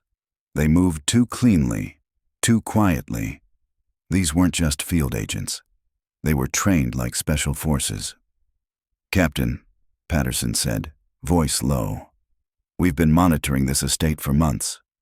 We knew Klaus was hiding something, files, contacts, maybe active foreign agents. We never expected a firefight." "He was protecting secrets," Sarah said. "Ones people have been dying for since 1942. Patterson didn't respond immediately. Then he nodded to his agents. "Give us a moment." When they stepped back, he folded his arms. "How much do you know about Operation Paperclip?" Sarah met his gaze. "Enough to know it protected monsters," Patterson sighed.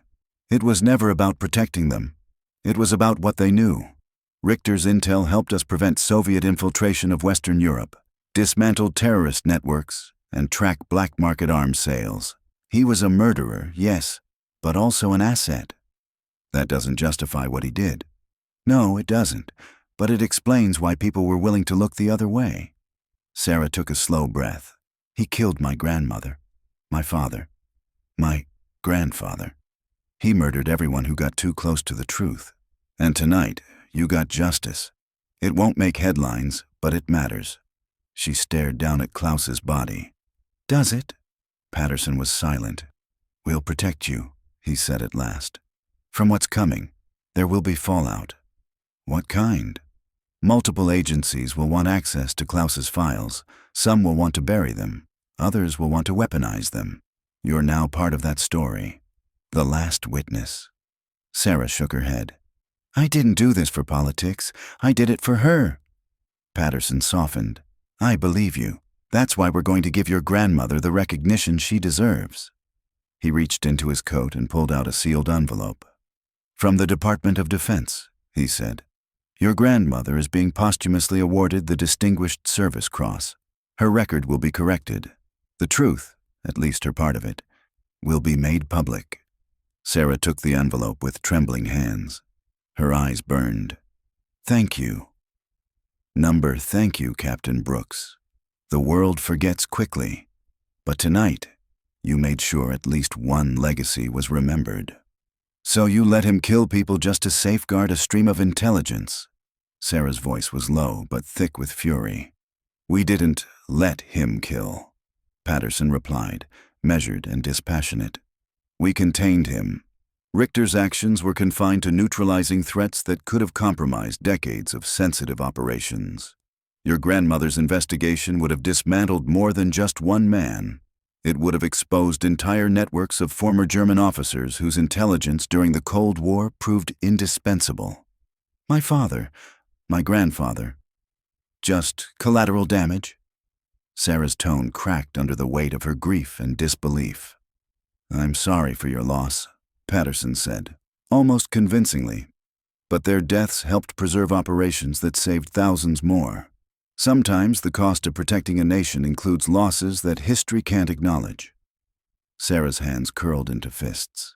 She stared at this man in his pressed suit and government badge, realizing that he wasn't a hero or even a civil servant.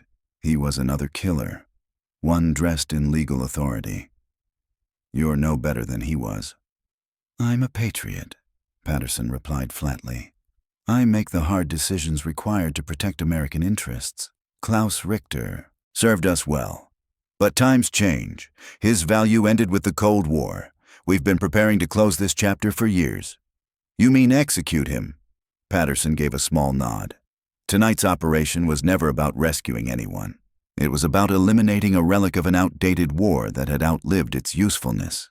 He stepped closer, the air between them now heavy with implications. The question is, what to do with you? I haven't broken any laws. You've investigated classified intelligence operations. You've accessed restricted documents. You've interfered with multiple federal investigations. Under the Espionage Act, that's more than enough to lock you away for life. Sarah stared at him, her thoughts racing. He had just admitted the entire game was rigged, and she was caught right in the middle. So what now? You lock me up and say I went crazy? That's one option, Patterson said calmly. But there's another. Of course there is, Sarah muttered bitterly. You could accept the facts. Klaus Richter is dead. His influence is over. His network is being disassembled piece by piece. The man who murdered your grandmother is gone. Isn't that what you wanted? Sarah hesitated. What happened to Frank Morrison? Patterson's gaze barely flickered. Mr. Morrison suffered a heart attack during the confrontation. Tragically, the stress was too much for him. Another death by convenience, Sarah muttered. She knew Frank wouldn't have gone quietly. He'd dedicated his life to exposing Klaus. There was no way a sudden heart attack was a mere coincidence. If I refuse to stay quiet, then you're court-martialed, Patterson replied coolly. We have enough evidence to paint you as a mentally unstable officer who murdered a respected businessman and concocted a conspiracy theory to justify it. A tragic story. PTSD, delusions, violent behavior. It plays well with the public. He pulled out his phone, turned the screen toward her. We've already mocked up the headlines. Decorated Army captain suffers breakdown, murders local philanthropist. You'll disappear into a prison cell, your grandmother's story will be erased again, and the world will keep turning. Sarah could barely breathe. This was no longer about justice. It was about survival in a world where truth had no currency. There's a third option, Patterson added softly, like a serpent whispering in her ear. Join us. What? You have the training, the clearance, and the connection to the case. We could use someone with your skills to manage similar situations in the future. You want me to help cover up war crimes? I want you to protect national security, Patterson said. There are more out there.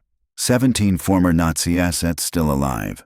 Each one is a potential security threat. Their intelligence value is diminishing with age. We need someone who understands the stakes to handle their retirement. Sarah swallowed. The offer was as chilling as it was clear. They were offering her Richter's job, the assassin's seat. How many people have taken this deal? Enough to keep the machine running, Patterson said. Your grandmother tried to expose this system. She failed. But you could steer it, shape it, use it. Sarah stared down at Richter's body, his blood soaking into the hardwood floor.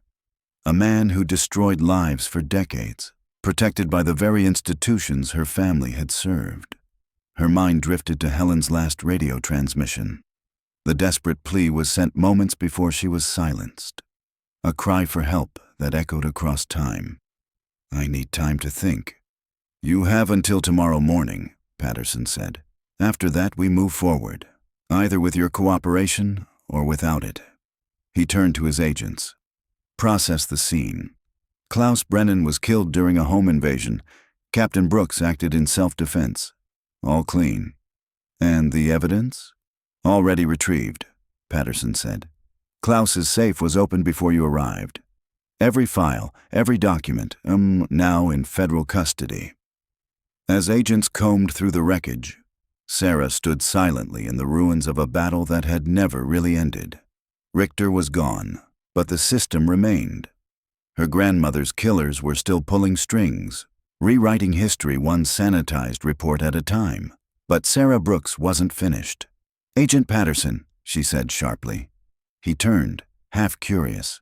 "You should know. I made copies of everything. The banking records, the files, the photo, even the transmission." Patterson's face didn't move. "Where?" "Safe deposit box. Out of state. Under a different name. And instructions that release everything to the press if something happens to me." For the first time, Patterson's veneer cracked. "I don't believe in monsters hiding under the bed," Sarah continued. "But I know how to find them when they crawl into the light. And I don't scare easily." The silence stretched, the weight of her words hanging in the air. Finally, Patterson gave a thin, almost admiring smile. "Maybe we underestimated you." "You did." He turned away. "We'll be in touch." Sarah stood in the center of Klaus Richter's mansion, surrounded by agents and lies. But for the first time since she found that photograph, she felt the smallest hint of power returning. Her grandmother had died trying to end this conspiracy. Sarah had survived it. Now she was going to burn it down. "If anything happens to me, any accident, sudden illness, or natural cause, the files go out. Every major newspaper in the country will have them before you can cover your tracks." Agent Patterson turned slowly to face her, the cold gleam in his eyes betraying just how deeply she'd struck a nerve. "That would be a very unwise move, Captain." "So was murdering my grandmother," Sarah shot back. "But Klaus did it anyway, and look where that got him." "You're playing a dangerous game." "I had good teachers," she said, voice sharp. 40 years of watching Klaus Richter taught my family more about survival than you can imagine." Without another word, Sarah strode to the front door. The FBI agents posted there glanced uncertainly at Patterson, then stepped aside and let her pass. As she moved into the floodlit yard, she turned back one last time. "You'll have my answer by morning. But Patterson, start thinking hard about what justice really looks like. Because one way or another, the world is going to learn what Klaus Richter did and who helped him get away with it." Outside, the scene looked like something from a crime drama. Bright floodlights turned Klaus Brennan's once idyllic estate into a sterile, glaring crime scene. Forensics vans idled near the gates. Agents combed the grounds. Klaus Richter, the man who had orchestrated 4 decades of deceit, terror, and murder, was finally gone. But the machine that protected him was not. Sarah didn't drive back to her motel. She went straight to the only 24-hour copy center in Fayetteville, her mind racing. For 3 hours, she worked tirelessly, scanning every document Frank Morrison had passed her, photographing Klaus's body, and duplicating the banking records, his confession, and every scrap of information she'd gathered. She paid cash, no digital trail. By sunrise, she had created insurance packages, identical collections of files, each one labeled and locked inside separate safe deposit boxes in 3 different states, linked to post office boxes under pseudonyms. Several were in the hands of attorneys who had instructions to release them to the media immediately if she went missing or died under suspicious circumstances. Klaus Richter had taught her well. Never bet your life unless you've already secured your backup plan. At precisely 7:30 a.m., Sarah walked into the Criminal Investigation Division office at Fort Bragg, her spine straight and expression hard. She was ready for war. Waiting for her inside was Agent Patterson, flanked by Colonel Williams, the base commander. "Captain Brooks," Williams said, standing behind his desk. "Agent Patterson has briefed me on the incident at Carl Brennan's estate. I understand you were involved in a fatal altercation." "That's one way to put it," Sarah replied, not breaking eye contact with Patterson. Patterson stepped forward. "Captain, have you reconsidered the proposal we discussed?" "I have," Sarah said firmly. "And my answer is no." Patterson's jaw clenched. "Then I'm placing you under arrest for the murder of Carl Brennan, conspiracy to commit espionage, and multiple violations of the Official Secrets Act." He nodded to the 2 military police officers nearby. They stepped forward with handcuffs. "Colonel Williams," Sarah said. "Quickly. I invoke my right under the Military Whistleblower Protection Act to speak with a congressional representative before any disciplinary or legal action is taken against me." Williams paused, clearly caught off guard. "Agent Patterson, is this officer considered a whistleblower in this matter?" "She's a security risk," Patterson replied with restrained frustration. "She's interfering with active federal operations. But is she reporting misconduct or potential criminal activity by federal personnel?" Williams pressed. Patterson stiffened. "This is a federal matter. My jurisdiction includes protecting personnel under whistleblower statutes." Williams picked up his phone. "I'm calling Congressman Morrison's office. He sits on the House Intelligence Committee." "Morrison?" Sarah's heart skipped. "Is he related to Frank Morrison?" "Frank was his uncle," Williams said. "He contacted me 3 days ago, told me he was finally close to exposing something terrible that happened in Italy during the war." Patterson's face drained of color. "Colonel, Frank Morrison died of natural causes. He was murdered last night," Sarah said, stepping forward. "So Klaus Richter could die clean, and his protectors could erase the evidence. I have proof. Banking transactions, audio of his confession, records of government protection for Nazi war criminals spanning 4 decades. That's classified information obtained illegally," Patterson began. "It's evidence of war crimes and systemic conspiracy, protected under whistleblower law," Sarah countered. Williams studied Patterson for a long moment, then picked up the phone again. "You're dismissed from this base immediately, Agent Patterson. Captain Brooks is under my protection pending a full congressional review." "You're making a mistake, Colonel. You don't understand the implications." "I understand enough," Williams said. "My uncle died 3 days ago because he tried to tell the truth. That's all the implication I need." 2 security officers entered the room, standing beside Patterson. "Escort this man off the installation," Williams ordered. "He is no longer welcome here." After Patterson's departure, the atmosphere shifted. Sarah handed over a USB drive. "These are copies. The originals are hidden, but the truth won't be buried again." "What do you need from me?" Williams asked. "Protection while I testify, and help getting this story to people who will act on it." Williams nodded. "I'll call every major outlet, the New York Times, the Post, and every name I know in Congress." 2 hours later, Sarah sat beside Colonel Williams, watching news alerts flash across the television. Headlines exploded. "Army officer exposes Nazi intelligence asset protected by CIA." Phones rang non-stop. Staffers poured into the office with updates. Congressional investigators were already en route. "Captain Brooks," Williams said, handing her a phone. "Congressman Morrison wants a word." On the other end, the voice was firm, clear, and angry.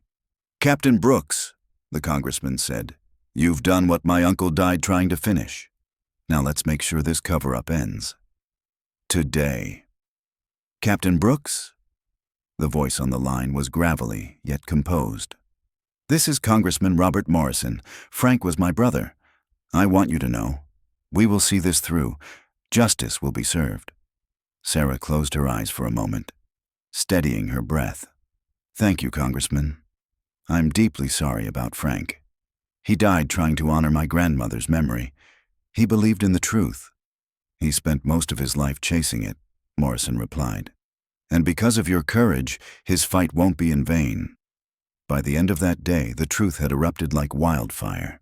The media blitz was immediate, intense, and all-consuming. Every major news outlet, from national broadcasts to international headlines, led with one story.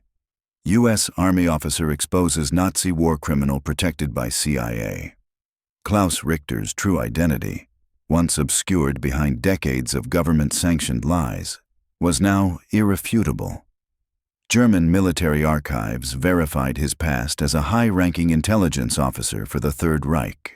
Financial records traced consistent transactions to the Swiss account, and Sarah's sworn statement about the decades-long conspiracy was corroborated by not 1, but 3 additional insiders who had remained silent until now. In a secure conference room deep inside Fort Bragg, Sarah sat surrounded by armed federal marshals, congressional staffers, and investigators. She watched a muted TV screen flicker with coverage. On CNN, a retired CIA operative explained the origins of Operation Paperclip, the Cold War intelligence program that had quietly absorbed former Nazi officers into U.S. service. The official program ended in the 50s, the officer said. But what we're learning now suggests that certain assets remained active far longer than anyone admitted. The anchor, clearly stunned, leaned forward. Are you saying the U.S. knowingly sheltered Nazi war criminals? The operative didn't flinch. I'm saying that in the fog of post-war strategy, intelligence agencies often made morally murky decisions. Whether those decisions were justifiable, that's something Congress and the Justice Department will have to decide. Sarah's phone buzzed. A new message appeared from an unknown number. Your grandmother would be proud.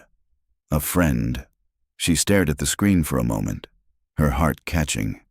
The words felt like a warm breath in a cold room. She thought of Kowalski, the veteran who'd helped her start this journey. Wherever he was probably watching it unfold, finally seeing justice after a lifetime of waiting. There was a knock at the door.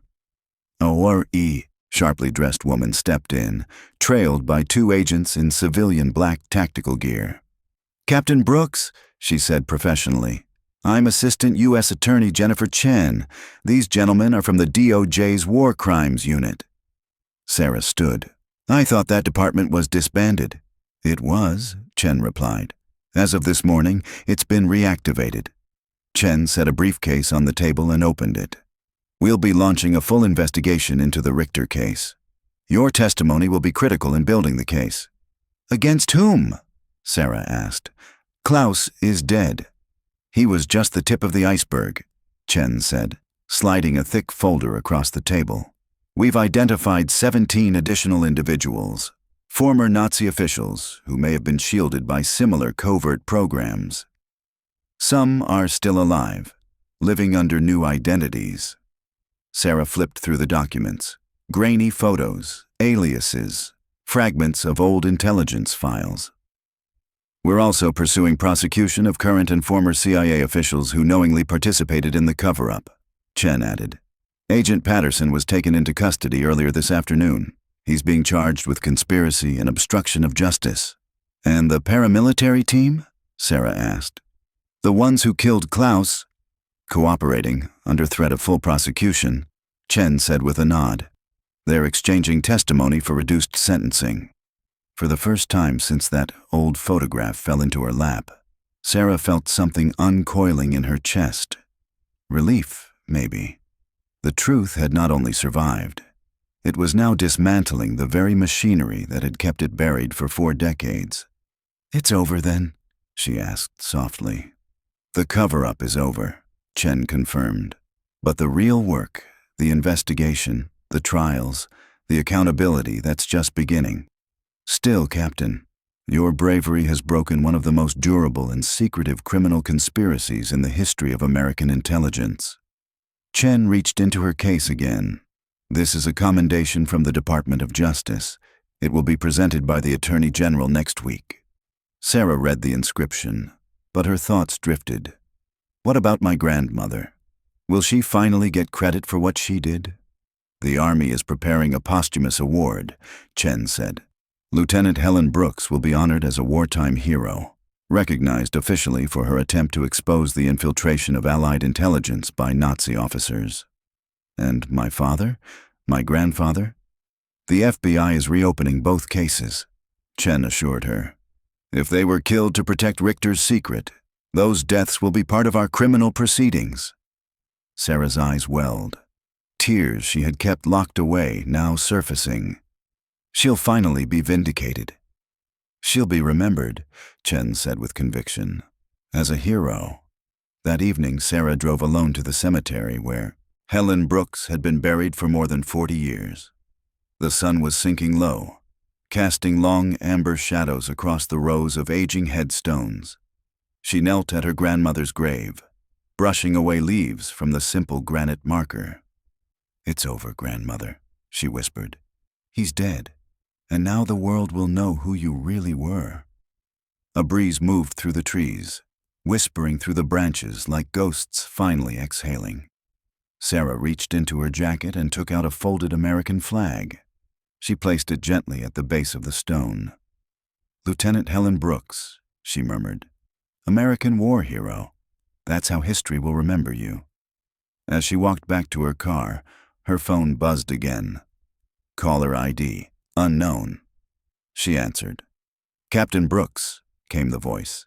"This is Colonel Patricia Valdez, U.S. Army Intelligence. We'd like to offer you a new assignment." "What kind of assignment?" Sarah asked. "We're forming a specialized task force," Valdez explained, "dedicated to locating and investigating former paperclip assets who may still be at large. We need someone with your integrity, your resolve, and your experience."